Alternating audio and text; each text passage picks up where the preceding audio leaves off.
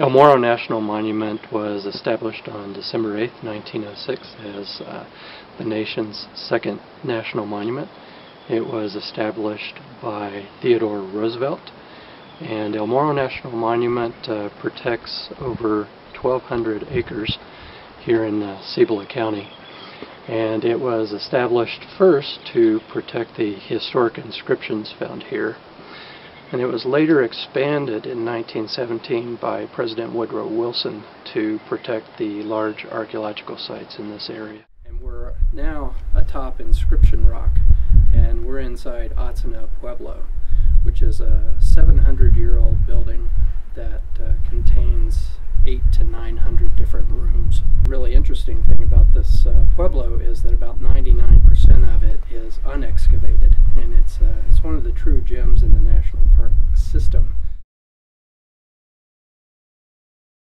Of course, El Morro as a stopping place, it's been known for some time. Of course, we have the prehistoric, artwork here on it, so Native Americans have been here for thousands of years, leaving their marks. We have the first governor of New Mexico, Juan de Oñate, inscribed 1605. We know he was here actually in 1598, and we have all these other inscriptions.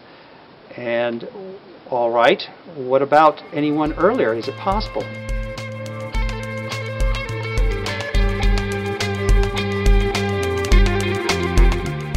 One of the significant aspects of the Coronado early research here has been the identification of a diagnostic artifact that allows us to identify the presence of the expedition.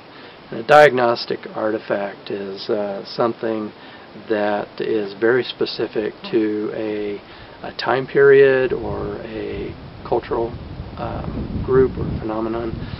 If we have a diagnostic artifact pre-1550, we know that that's most likely a Coronado Expedition. We laid out sample areas out here. It's based, frankly, comes down to hunches. Your own human experience. Where were you going to camp if you needed water? Within a few hours, we found very object that we were looking for was this the nail, bifaceted head nail, which we know ceased being used. It drops out of the archaeological record by around 1550 AD. Perfect. This is it. It was an extremely important moment to have that uncovered. Around 1990, it was becoming apparent for those few people interested in this very topic of the Coronado Expedition that these nails are associated with that expedition. And what were the purpose of these nails? You'd find them. What do they mean? Someone found an actual horseshoe of the period with a horseshoe nail in it.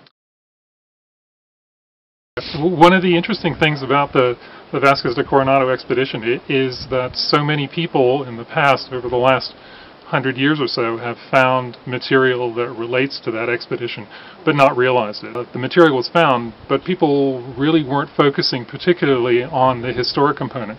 They knew that the records related to those sites and that the expedition had probably visited there, but they weren't looking at the material, and they weren't realizing that there was a medieval component to a lot of the artifacts that they were looking at. So, for example, crossbow bolts, people had identified them as pen points, because they really hadn't consulted a medieval expert on material culture. And when you think about New Mexico as being a medieval location, which it was in the 16th century, you consult people who know about artifacts of that period, and you suddenly realize that what you're looking at isn't an instrument to write with, it's a weapon. One of the important elements of the discovery of Vasquez de Coronado material at El Morro is the fact that it's midway between two of the key points in the Coronado Expedition's route.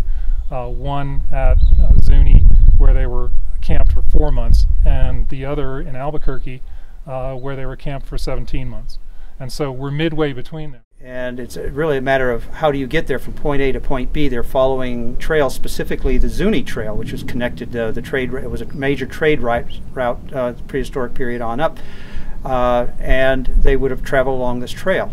The other aspect of it is they would have needed water. You had 300,000 plus individuals plus 8,000 head livestock Conservative estimates, they would need something like 80 to 100,000 gallons of potable water a day. Where do you get that?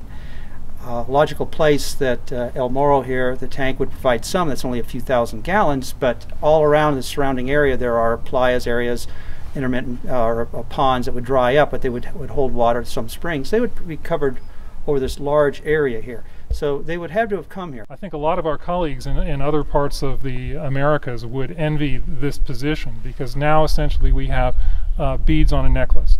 We have 3 points, the middle of which is El Morro. And the fact that we have that point gives us an opportunity to map the corridor with known points. The problem in the past has been that a lot of people have hypothesized routes without really having those fixed known points. We have them now.